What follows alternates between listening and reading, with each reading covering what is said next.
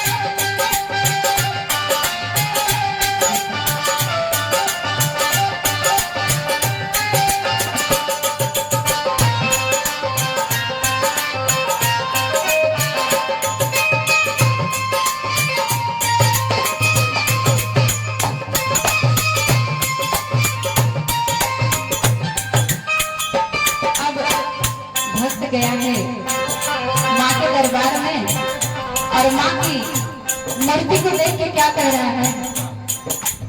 माँ की मूर्त इतनी दिव्य मूर्त है और अपने मन में क्या कह रहा है और किस भाव में कह रहा है।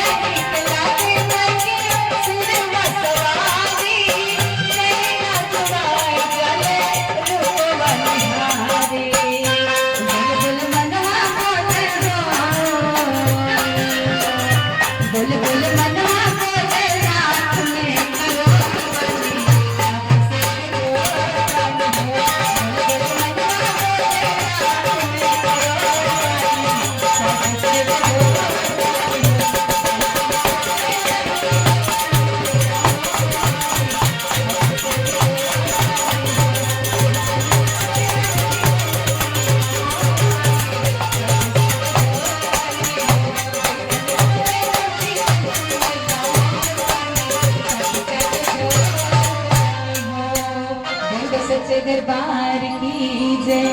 बोल दो मैया रानी के प्यार की